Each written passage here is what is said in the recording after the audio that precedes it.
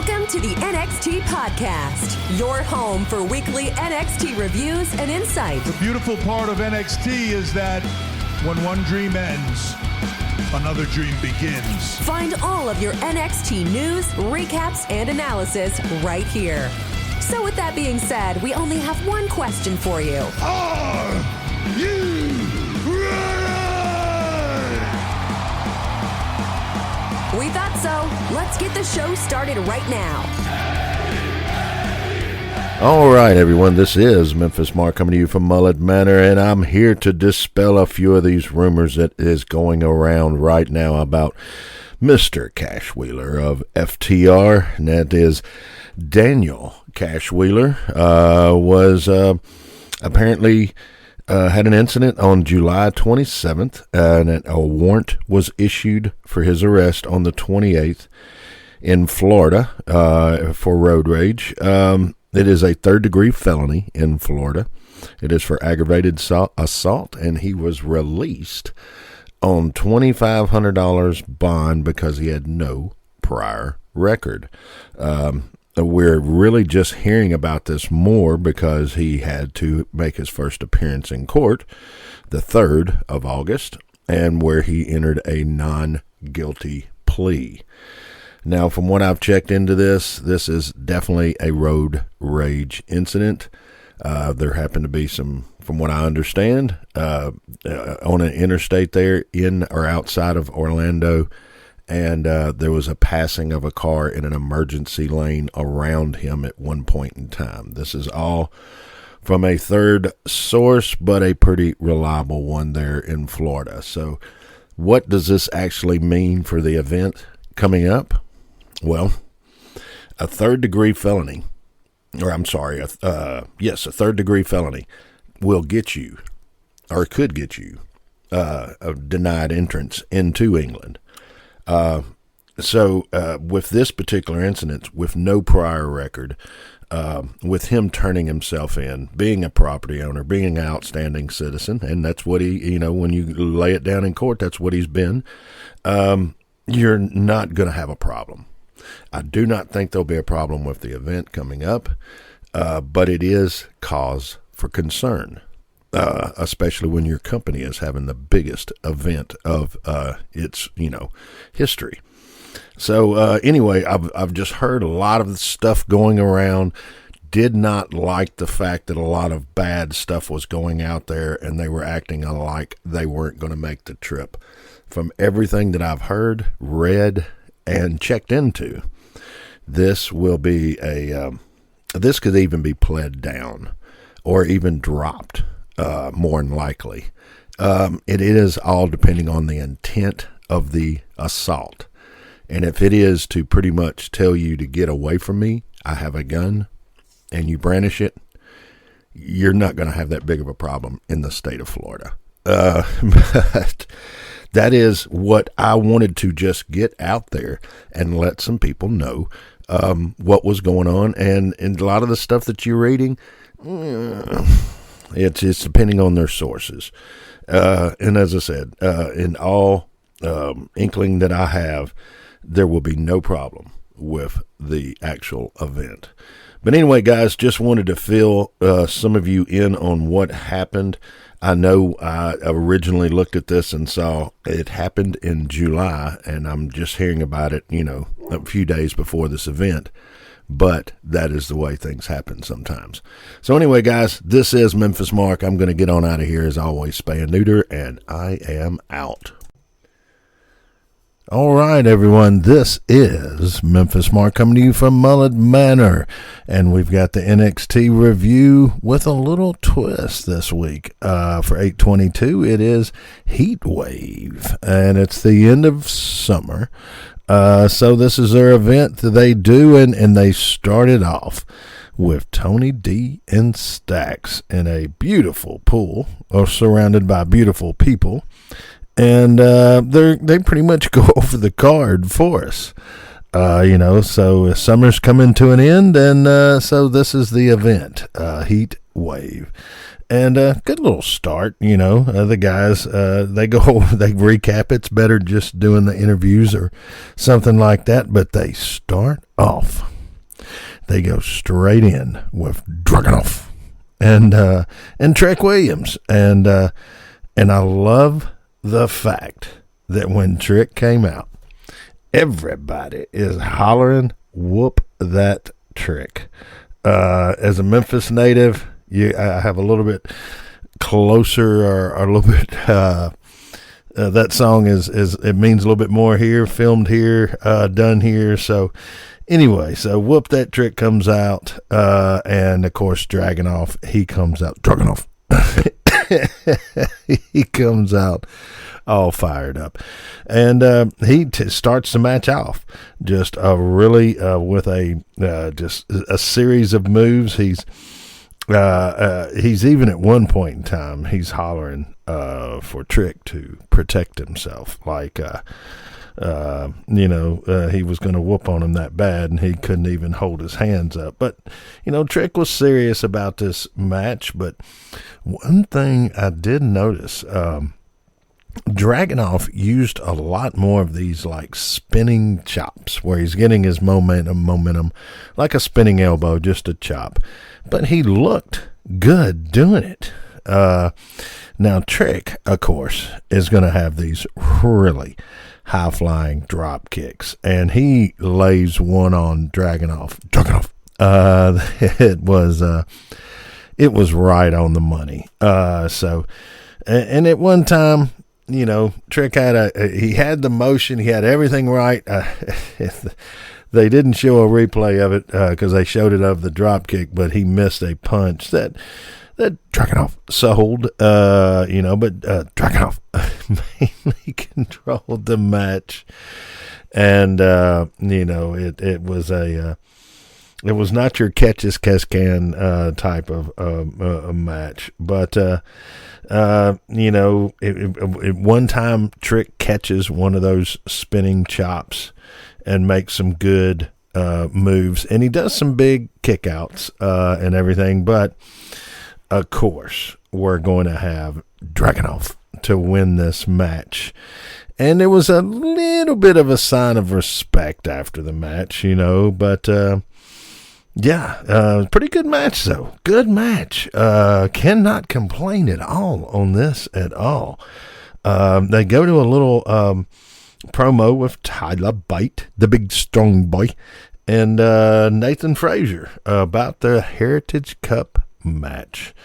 And Tyler says that he will have his back, and he'll come out as his a ring guy in this Heritage Cup, which they have the 3-minute or 2-minute, whatever it is, rounds. He's going to come out and be his corner guy. And then that little Dom and Rhea in the locker room, and Mustafa Ali shows up, and I guess they just getting him some TV time because they have a couple words, and then Rhea says you got 10 seconds to get out of here. And Mustafa says you should be used to that 10 seconds. And then that's the end of that, folks. But yeah, they go straight to Ivy now. And she's going against Ava. You've got Schism. It's going to be at ringside with all them yellow-faced people.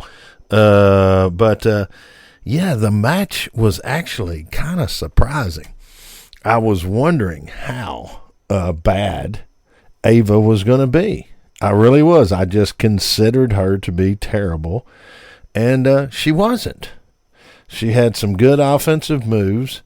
She comes from a wrestling family, I'm sure she's been in the ring before, but she's of course all offense, but she sold a little, and it's just, I don't know. Ivy now looks good in this match at spots, and then she gets that choke. It's like you keep expecting Ava is going to do this, and they're going to run this match about 4 more minutes, and then bam. Alfie now comes out with a rear naked choke, kind of, you would say, suspended backwards. Look kind of good there, and she ends up winning the match. But after all them yellow-faced people, they came up in the ring and started to come in the ring, which causes Ivy to kick some butt on guys, girls. She's trying to keep a hold of Ava in the ring so she can, use her for bait to keep everybody off of her. But as these two yellow-faced people take her off and up the ramp while she's smiling, thinking that she was rescued, maybe she wasn't. And then after that, you've got Dragunov and Wesley in the locker room, and Wesley's trying to explain that he's going to be the champ, and maybe he needs him a little Dragunov, needs a little fight in his first defense of the title that he's going to win tonight. But Dragunov does not think he's going to win, looks a little surprised, and possibly Wesley is overstepping his bounds. Maybe he's not quite there. I don't know. Dragunov is. We go from there.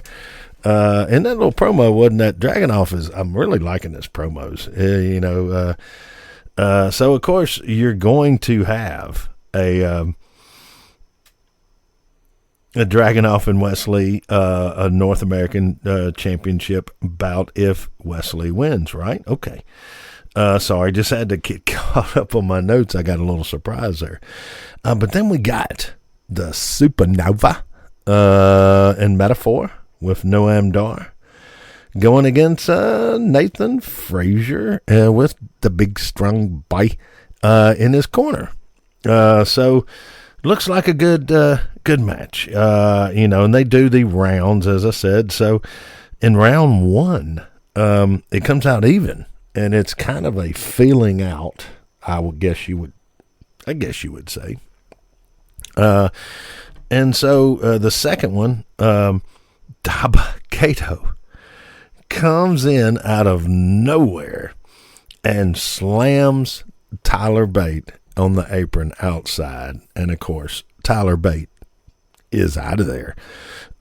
He's done. And not understanding why he's there. I guess they just want to get him some TV time, and he's just gonna whoop on everybody when he decides to choke slam somebody. He's just gonna come in and choke slam them. But so anyway, Dar ends up winning the second round with a roll up with a surprise Nathan Frazier, and wow! So we've got it 1-0 after 2 rounds, and then you've got the third round. It's an even match too, so no one wins it. But right at the end of the round, tonight was just a spinning move because Noam hits a spinning elbow on Nathan right at the end, and you think maybe they're going to disqualify him, but no, they don't. So in the fourth round. Nathan wins this one. A good round, I mean, these guys can go, man. I mean, if you take away all the theatrical stuff that's going on, the in-ring ability of course, of Nathan Frazier, but man, Noam is surprising me at times. It's just he really has to try hard to act stupid. I think he's actually a lot better. His arm placement and on some of his moves when he was just bending an elbow back, he didn't just bend it back. He bent it back, got it positioned, and then grabbed the muscle. I mean, just little things like that. It's kind of old school. So anyway, so Nathan ends up winning that one. So now we've got it 1-1 after 4. The fifth one is even, but Nathan could have won it. But Lash Legend when he's going in to make the pin, grabs his foot, and it was kind of a little too long. I don't know how that got played out, but, the ref doesn't see it. So by the time Nathan gets over there to do the pin, Noam is able to kick out. So then in the sixth round, which if Nathan holds on, and this is an even match, he wins and he keeps the Heritage Cup. But Noam ends up winning this with some help from Metaphor. And, both of these matches so far, I mean, I got to say, you could go back and watch them. I mean, I can't complain. So Noam Dar ends up winning this sixth round. And so he is your new Heritage Cup champion. So, yeah, that's where we go from there. And then they have a little promo with Ava, and she's thanking these two yellow-faced people, and saying it's Creed, the Creed brothers and terrible things. And little does she know that possibly under those yellow-faced people, that might be the Creed brothers. So, and then after that, we've got a Tiffany Stratton sighting. She's doing a little promo for the summer of Tiff Tiff is now evolving into the fall of Tiff Tiff. And so she gets up in the ring and kind of explained how perfect she is. And, of course, first of all, Gigi comes out and does the challenge. And then after that, you got Kiana James coming out and explaining to Gigi that she's beaten her already, so it should be her. And then you've got Blair Davenport coming out and talking about how she's beaten them. Well, then you have the prodigy, Roxanne, coming out and explaining how she just beat Davenport. So, and she has a message for Tiff. And she smacks her upside the head and crap goes down. So they all start whooping on each other, so you know what we have coming. Quick little promo with Damon Kemp and Drew Gulak and Mr. Dempsey and their rookie or their flunky, the way they're showing it. He explains to them when I believe it's Kemp and Dempsey in the ring, going over some stuff, and the kid comes up and lets Gulak know that he's cleaned up, done all the stuff, and then out of nowhere, Dempsey jumps on him, and when he tries to tap out, Gulak is hollering, "We don't tap out here." So they're building this, whoever this kid is, up, because I can see where this is going. After that, let me make sure I got this right. Yeah. So, there we go. So we have now a mixed tag team match, and it's Dominic Mysterio and Rhea Ripley going against Lyra Valkyria and Dragon Lee. And, Dominic's a champ. Rhea's a champ. Dragon Lee had a chance at the belt. Didn't get it. Lyra's was given an approval by Rhea, but now there's some stuff going on there. So, I like the way they start off with Dom and Lee in the ring. And, of course, Dragon Lee feels like he let the legend of the Luchadors, Rey Mysterio, down last week when he did not beat Dominic Mysterio. So he's looking for a little payback in this match. And they do okay. Dominic and Dragon Lee, they do okay. Nothing, stood out great. But then Rhea and Valkyria get in there, and Lyra and Rhea just put on a show. They do great. I thought that is the best I've seen. Of course, Lyra, for sure. But even Rhea looked great in the spots that she was in. At one point in time towards the end of the match, she just puts a leg scissors on, but she makes it look good, makes it look believable. Lyra sells. I mean, it just looked really good. There was a suplex that Rhea was doing where she was putting the opponent's hands between her legs backwards and then flipping them over, catching them on her knees, and then going to a suplex. Now, she did that one time, and it looked freaking great. Everybody was on point. The timing was good. And even when their timing was a little off, they both made up for it. They were great. And then, of course, a little later, Rhea goes for that same type of suplex where she gets countered. And so, it's a good match. Dragon Lee ends up pinning Dominic in this match, and getting the win. And even after the win, he kind of stands over him like he's talking to him, like familia. That's all I know. So, good match. You're not going to go bad with Rhea in something, but I mean, I liked the match. So, yeah, and even Dominic at one point in time did try to do his patent 619, and it just looked slow. I guess sometimes he can hit it, sometimes he's just a little too long to do it, but I understand why he's doing it. So from there they go to Mello and Trick.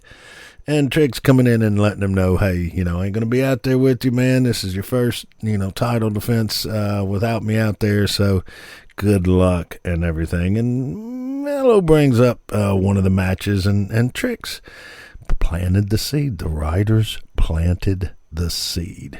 Because Trick goes, whoa, you saying that I messed that up? And Mello, of course, counters it and goes, no, and straightens everything out. But that could be the first seed. Now we put the dirt over it, and let's see what comes up. And Tiff does another promo and kind of makes fun of Becky Lynch. So I'm guessing in an appearance on either Raw or SmackDown's coming up, and Becky Lynch will take care of that. And then you've got Thea Hall. They show her, or Hale, excuse me, after her match, and she's trying to get the ref, last week, the match, where she lost, that Mr. Chase, caused. So, she's trying to get that overturned or whatever, and she's begging the ref, and the ref's like, hey, that's just the way it is. Well, it kind of surprised me. But out of nowhere comes JC Jane, and she kind of talks her up. It was a little odd. I kind of liked it. It was a different angle, and did we see something in the future there? A ladies tag team, something like that. Maybe JC Jane becomes the mentor for that. So. I don't know. We'll have to wait and see, folks. But, you're going to have Braun and Von Wagner going at it. All right. And I'm sorry, I said Braun because he ends up being a part of the match. It's Baron Corbin and Von Wagner going at it, and they do a good. They could do a good little match. They're, Baron comes out and jumps Von and starts the match on the outside, and they're generally just fighting on the outside. And good. I'm liking everything. It's back and forth kind of, and then eventually Baron grabs Mr. Stone, and when you touch Mr. Stone, Von Wagner gets fired up. So that's when it changes. So yeah, he starts taking over the match a little bit, and it looks like that Vaughn is going to slam Baron Corbin through the announcer the announcer's table, because he said he had a table for one for him. So right about the time you think that it's going to happen, booyah, Braun Breaker shows up. And he's got a shirt on that says something to the effect of the best spear in the business. And he puts a spear on Vaughn. I mean, a serious spear. So, yeah. And then LeBron asked Baron, where's he going to take him for dinner? So, yeah. Okay. Then we have a schism promo to where they've figured out that the Creed brothers have Ava. And so now there's going to be a match. So I guess they're bringing the Creed brothers back. All this has been a little hit or miss on some of this. And I liked Schism, everything they've done on this build up. So yeah, we eventually had to have the match. So yeah, they got Ava, and they're probably going to want to give her back. But we go from there to our main event. That's right. It's Wesley and Carmelo Hayes. Mello. And so, of course, at the start, has got to have the jersey up there that he's retiring of Wesley's. So, and the match starts off, you're kind of wondering. Everybody seems to think that maybe Wesley is overstepping his bounds. Maybe he's jumping into a league that he's not quite ready for. Well, the match is pretty good. They're move for move, tit for tat, like you would expect. Mello does get a couple leads in here, and Mello's little at the start of the match. His little where he's got H under one arm and M under the other. So, yeah, a little. Anyway, okay, so they're move for move. A pretty good match, man, guys. Mello is going to pull this off, and this is good enough to go back and watch, too. So, yeah, I think there's three good ones on here that you can for sure go back. So, if you can go back and watch 3, then you can go back and watch them all. But yeah, this ended up being good. I like the end of it. Everybody looks beat up, like they should in an event like this. So I can't complain. The ending was good. Wesley had his chances. He had some good kickouts, so there was one move, though. There was one move that Wesley does where he jumps off of the ring, and he does a kick on Wesley and positions him on the announcer's table, and then he jumps up off the second rope and does like a DDT through the announcer's table. The timing by both gentlemen had to be perfect. The jump off of the ropes had to be perfect. They were perfect. It looked freaking fantastic.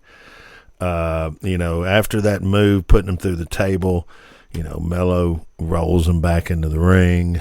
It's not going to be too long, after that. But, man, the way the table exploded, everything was perfect.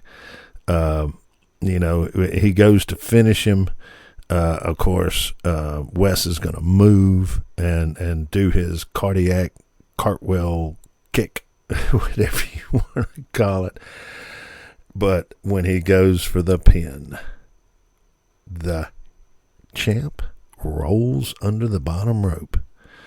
So, veteran move, champ's prerogative. Just he doesn't have to be pinned. Can't lose the belt. So Wesley goes to dive out on him. He's all got his mouth all, he's mad. He goes to jump out, and Mello moves. So Mello moves, and Wesley hits the freaking ground. Of course, Mello's going to recognize that, thinking he's going to get a count out. It gets up into the ring. Wes does beat the count, but he's just whooped on, and he's just been through a war. He's kind of bending over, and then it's Mello's leg drop. I forgot what he called it, but it's a leg drop off the top, and he gets the win. So him is still champ. Guy had a busted lip, but pretty good match too. So, I mean, as I said, man, this is a go back and watch show. The crowd was into it. Everybody was into it. I really liked the show. So I got to give it a strong B, almost a B+. Wesley looked all knocked out when they were going off air.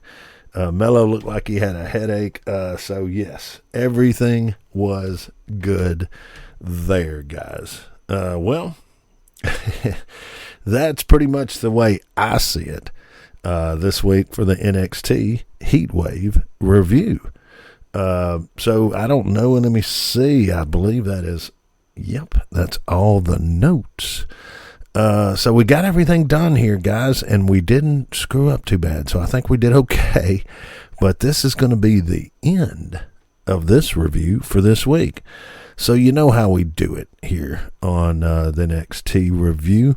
If you can, help out a shelter, help out someone, foster if you can, if you can't, donate if you can, but either way it goes, spay and neuter always. And guys, this is Memphis Mark, and I'm out.